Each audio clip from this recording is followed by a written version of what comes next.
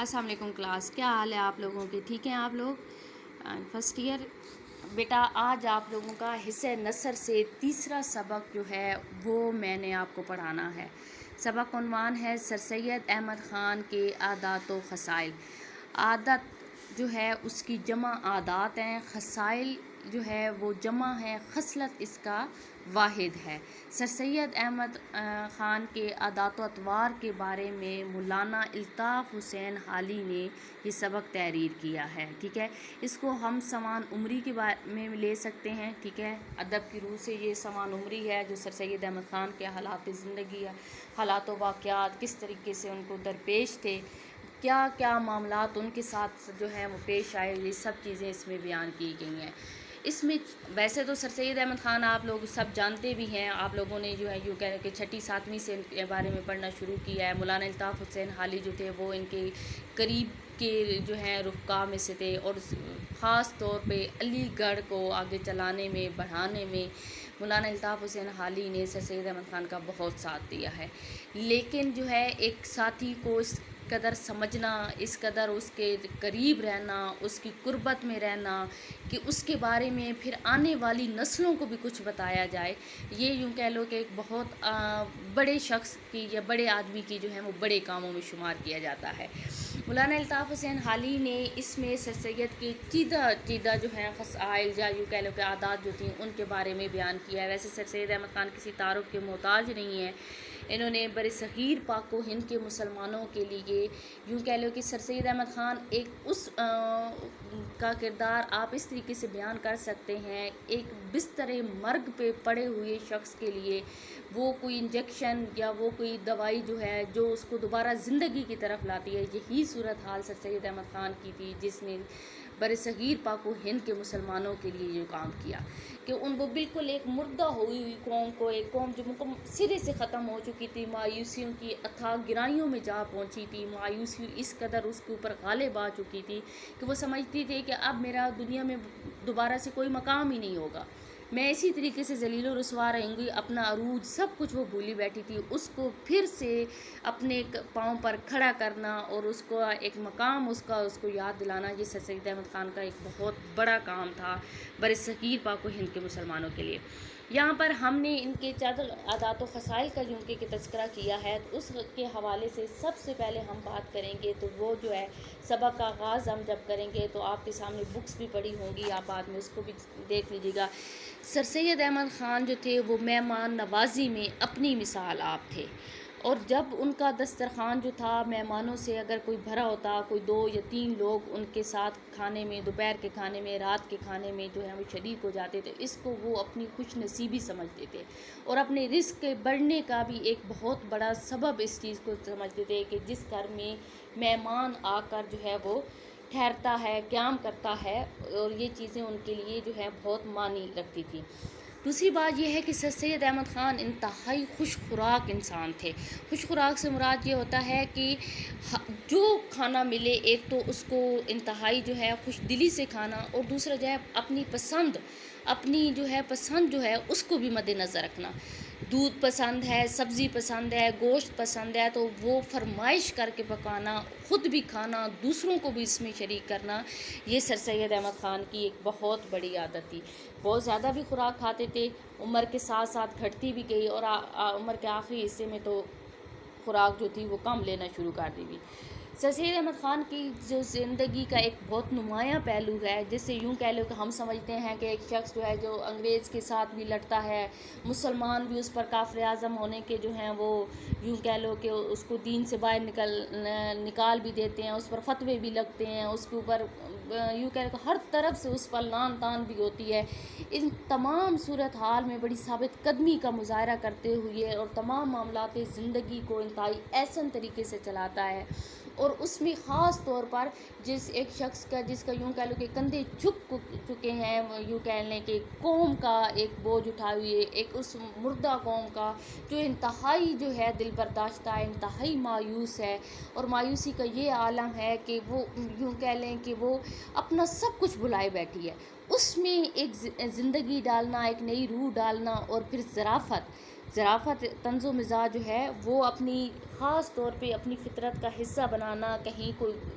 جو ہے بات سوچتی ہے، کہیں کوئی مذاق سوچتا ہے، کہیں کوئی چٹکلا یوں کہہ لو کہ وہ جو شوخی جو ہے وہ سوچتی ہے، تو اس کو برملا اس کا اظہار کرنا. بڑے جو ہے اپنی محفل میں جو ہے ایک چاشنی پیدا کرنے کے لیے، اپنے دوست و احباب کی محفل میں چاشنی پیدا کرنے کے لیے ان تمام ہیلوں ہتھ کنڈوں کو استعمال کرنا، تاکہ جو ہے مایوسی کی فضا جو ہے وہ چھٹ جائے. تیسری چیز جو بیٹا یہاں پہ میں بیان کروں گی، مطالعے کی عادت. جو جتنا شخص بڑا ہوتا ہے، جتنا جو ہے جس کے اندر کام کرنے کی صلاحیت زیادہ ہوتی ہے، وہ اتنا ہی اپنے آپ کو الجھائے بھی رکھتا ہے. سر سید احمد خان نے کو کہ پہلے جو ہے ایک رسمی ان کی تعلیم تھی، رسمی تعلیم کے بعد انہوں نے شاہی قلعے میں نوکری کرنے کے بجائے صاحب بہادر انگریز کی نوکری کو جو ہے ترجیح دی تھی. لیکن ان تمام چیزوں کے ساتھ ساتھ انہوں نے اپنے تعلیمی جو یوں کہہ لو کہ کیریئر ہے، اس کو یہ سمجھ لو کہ وہ یہ باقاعدہ کوئی اسکول، یونیورسٹی، کالج سے نہیں تھا، لیکن اس کے باوجود بھی انہوں نے اپنے علم کو، اپنی حکمت کو بہت زیادہ بڑھایا. سر سید کے اندر مطالعے کی بہت زیادہ عادت تھی، اور اس عادت کے یہ نہیں تھا کہ ایک ہوتا ہے نا، ایک ساتھ ہوتا ہے کہ ایک آپ کام مجبوری میں کرتے ہو، ایک کام آپ اس طریقے سے کرتے ہو کہ آپ نے اگر یہ کام نہیں کیا تو اس کے سوا آپ کا گزارا نہیں ہے. ایک کام بیٹا یہ ہوتا ہے کہ آپ اس کے ساتھ اپنی دوستی بنا لیتے ہو، اس کے ساتھ آپ کا میل جول بن جاتا ہے، اس کے ساتھ آپ کا رکھ رکھاؤ بن جاتا ہے. آپ یہ سمجھتے ہو کہ میں نے اب اس کے ساتھ رہنا ہے، اس کے ساتھ میں نے اچھے طریقے سے رہنا ہے، اس کے ساتھ میں نے جو ہے بڑا باہم ہم نے چلنا ہے، بڑی زندگی کی کٹھن راہوں پر چلنا ہے. تو اس میں کبھی چاشنی پیدا کرنا، کبھی خوبصورتی پیدا کرنا، کبھی لڑنا جھگڑنا، یہ سب چیزیں ہوتی ہیں، کیونکہ یہ دوستی کی یوں کہہ لو کہ اصولوں میں سے ایک اصول تھے. یہی سر سید احمد خان کی عادت جو تھی، وہ دوستی کا درجہ پا گئی تھی مطالعے کے ساتھ، کہ وہ مطالعے کو اپنا ایک بہترین دوست سمجھتے تھے، کہ جہاں سب کچھ ان کے لیے ختم ہو جاتا تھا، وہاں وہ اپنی کتابوں میں جا کر، وہ یوں کہہ لو کہ وہاں وہ بزرگان دین کی کتابوں میں جا کر، وہاں سائنسدانوں کی کتابوں میں جا کر وہاں وہ پناہ ڈھونڈ لیتے تھے، وہاں وہ اپنے آپ کو محو کر لیتے تھے. اور یہ وہ عادت تھی جو مرتے دم تک ان کے ساتھ رہی تھی. دوسری بات یہ ہے کہ بیٹا چوتھا جو پوائنٹ جو اس سبق کے ذریعے ہے، وہ تھا خط کا. خطوط، کیونکہ برصغیر پاک و ہند میں آپ 1857 کی صورتحال میں اگر جائیں، آپ کو اس کا اندازہ بھی ہوگا. اس سے پچھلی کلاسوں میں بھی، جماعتوں میں بھی آپ نے اس کے بارے میں پڑھا ہوگا کہ انتہائی مشکل حالات میں مسلمان، دور دراز میں مسلمان ایک دوسرے کو اپنا حال دل بھی بیان کرتے تھے، کیونکہ وہ فضا تو نہیں رہی تھی انگریز کی حکومت کی، انگریز کی طرف سے سختی بھی تھی. اور دوسرا سب سے بڑی بات جو ہمیں مسلمانوں کو اس وقت نظر آ رہی تھی، وہ یہ کیا آ رہی تھی کہ ہندو جو تھا وہ یوں کہہ لو کہ انتہائی شاطرانہ انداز میں ان کے اندر موجود تھا، تو وہ کچھ چیز کھل کر بھی جو ہے وہ بیان نہیں کی جا رہی تھی. تو مسلمان ایک دوسرے کے ساتھ اپنے جذبات کا، احساسات کا، یا اپنے اوپر بیتے گئے واقعات کا تذکرہ جو تھا وہ خطوط کے ذریعے کرتے تھے. اور سر سید احمد خان کی یہ عادت تھی کہ وہ خطوں کے جواب دینے میں انتہائی فیاض تھے، انتہائی سخی تھے، کہ جس بھی کسی دوست کا، کسی اہلکار کا، کسی جاننے والے کا خط آتا ہے تو پہلی فرصت میں اسے جو ہے وہ جواب دے دے، تاکہ وہ مایوس نہ ہو، اور وہ اپنا حال دل کہنے سے جو ہے کترائے نہیں. یہ نہ سمجھے کہ اس کا حال دل کوئی سننے والا نہیں، یہ نہ سمجھے کہ وہ جو ہے وہ بس اپنی ذات میں سمٹ کر رہ گیا، بلکہ اس کی ذات سے باہر جو دنیا ہے وہ آج بھی اس کو خوش آمدید کہنے کے لیے تیار ہے. اور سر سید احمد خان جو تھے وہ خط کو آدھی ملاقات کا درجہ دیتے تھے. وہ اس کو اس قدر جو ہے وہ خوبصورت انداز میں لیتے تھے کہ گو کہ انسان سامنے تو نہیں ہوتا، نہ اس کو گلے لگایا جا سکتا ہے، نہ حال دل پوچھا جاتا ہے، لیکن پھر بھی گفتگو سے، جملوں سے، الفاظ سے بہت کچھ جو ہے وہ اپنا حال جو ہے وہ بیان کر دیتا ہے. پانچواں جو موضوع بنتا ہے اس سبق کے حوالے سے، جو اس کا بنتا ہے، وہ ہے محنت اور جفا کشی. سر سید کے عادات و فضائل کے بارے میں ہم گفتگو کر رہے ہیں، ہم ان کے بارے میں بات کر رہے ہیں، تو کیونکہ مولانا الطاف حسین حالی نے تو مرتے دم تک جو ہے وہ اپنی زندگی جو تھی وہ وقف کر دی تھی. نواب محسن الملک ان کے ایک دوست تھے، وقار الملک تھے، مولانا ذکاء اللہ تھے، یہ وہ لوگ تھے جنہوں نے اپنے آپ کو علی گڑھ کے لیے وقف کر دیا تھا. اور مولانا الطاف حسین حالی وہ شخص تھے جنہوں نے اپنی ذات کو سر سید احمد خان کے لیے وقف کر دیا تھا. اور یہ وہ ان کے شب و روز سے واقف تھے، ان کے حال و احوال سے واقف تھے، ان کے جو ہے یوں کہہ لو کہ ظاہر و باطن سے جو ہے وہ اچھی طریقے سے واقف تھے، اور محنت اور جفا کشی جو تھی وہ سر سید کے خاص اوصاف میں شامل تھی۔ خاص اوصاف سے مراد یہ ہے کہ انہوں نے محنت اور جفا کشی سے کبھی بھی قطع نظر اس کے کہ وہ جو ہے ان کو کام کرنے کی شروع میں عادت نہیں تھی، وہ اس قدر جو ہے مشکل پسند زندگی کے عادی نہیں تھے، لیکن جب مشکلیں پڑیں تو اس مشکل کو اس طریقے سے گلے لگایا، اس طریقے سے اس کو اپنا بنایا کہ اپنی جان تک صرف کر دی۔ کچھ ان کے اندر جو ہے اس قسم کا، چاہے وہ دماغی مشقت تھی، وہ یوں کہہ لو کہ فکری مشقت تھی، وہ بدنی مشقت تھی، کس کے بھی حال کی تھی، اور وہ جذبات کی مشقت تھی۔ مسلمانوں پر جب ظلم ہوتا تھا ان کی آنکھوں کے سامنے، وہ صاحب بہادر کی نوکری بھی کر رہے تھے، ان کے غلام بھی بنے ہوئے تھے، لیکن پھر بھی اپنے اوپر ایک مشقت کرنا، جبر کرنا، اس کو برداشت کرنا، یہ بھی آپ سمجھ لیں کہ ایک بہت بہادر انسان کے اوصاف میں ہوتا تھا۔ اور وہ اس جفا کشی کو اس قدر ایسی سخت محنت کرتے تھے، اور محنت کرتے ہوئے اس کے انجام سے بالکل بے خبر ہو جاتے تھے، بالکل غافل ہو جاتے تھے۔ صرف اپنی محنت، اپنے زور بازو پر ان کو اتنا جو ہے وہ زور تھا، اور ان کو اتنا انحصار تھا۔ ولایت میں انہوں نے جب خطبات احمدیہ لکھا تھا، کم از کم 1.5 سال کے عرصے میں انہوں نے مستقل طور پر اپنے آپ کو وقف کر لیا تھا اس خاص جو ہے وہ کام کے لیے۔ اور اس کے لیے کیا ہوا کہ وہ ان کا ایک پاؤں کا مرض بھی بڑا، جو مرتے دم تک ان کے ساتھ چلا، لیکن انہوں نے کبھی بھی اف جو ہے وہ نہیں کی۔ خاص طور پہ سر سید احمد خان نے جب علی گڑھ کی بنیاد رکھی، مشقت ترین لمحات میں اپنے آپ کو، اپنی جان کو کبھی بھی سکون جو ہے وہ لینے نہیں دیا، بڑے مشکل حالات سے گزرے، اور اپنے جو ہے وہ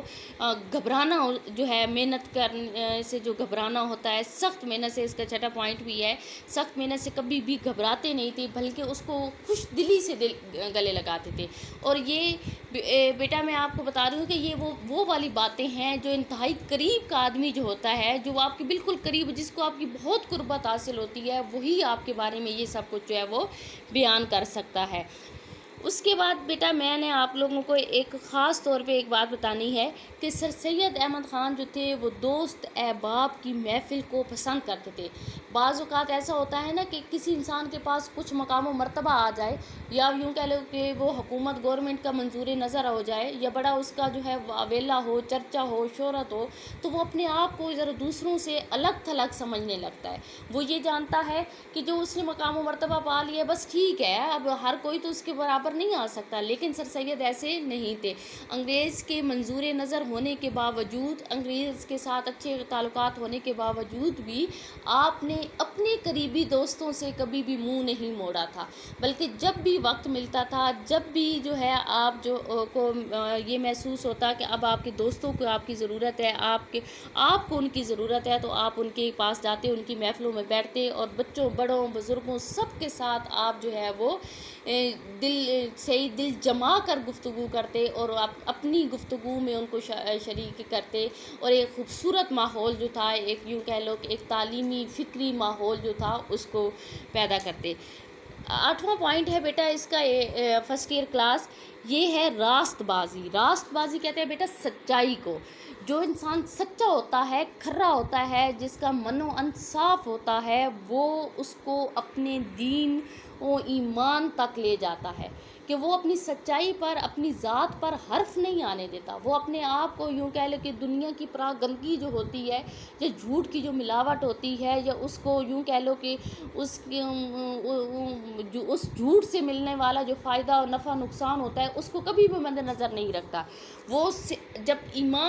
دین اور ایمان کے معاملے میں لے کر آتا ہے کسی چیز کو، تو وہ یوں کہہ لے کہ وہ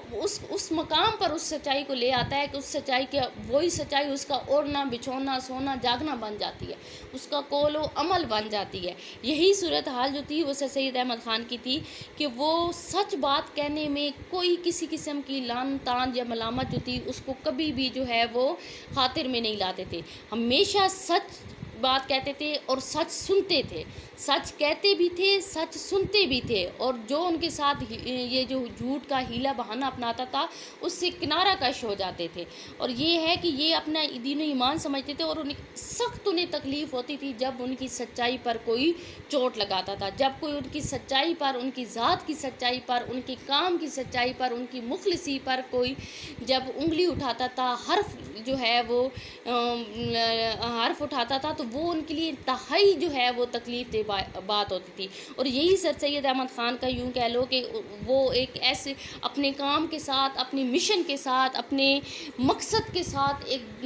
یوں کہہ لو کہ اس قدر محبت تھی کہ اس محبت میں انہوں نے اپنے آپ کو سچ کے ساتھ دھو لیا تھا، منو ان اپنا سچ کے ساتھ اس قدر جو ہے وہ کھنگال لیا تھا، صاف ستھرا کر لیا تھا کہ اب ان کی سچائی پر کوئی حرف اٹھاتا تو ان کو انتہائی تکلیف ہوتی تھی۔ اوکے سر، فرسٹ ایئر یہ ہم نے جو ہے 8 پوائنٹ اس سبق کے آج ڈسکس کیے ہیں۔ سبق کافی جو ہے وہ لینتھی ہے، تو انشاءاللہ تعالیٰ جو ہمارا نیکسٹ لیکچر ہوگا 8 پوائنٹ جو ہیں ہم اس میں ڈسکس کریں گے۔ میں نے اس کے 16 پوائنٹ بنائے ہیں، اور میں ہوپ فلی کہ آپ لوگوں کو اچھی طریقے سے سمجھ آ گئی ہوگی۔ میرا لیکچر سننے کے بعد آپ کو مزید کسی خلاصے کے لیے، لکھنے کے لیے، آپ کو کسی مزید جو ہے وہ ہیلپنگ بک کی طرف جانے کی آپ کو ضرورت نہیں پڑے گی۔ اوکے کلاس، اللہ حافظ۔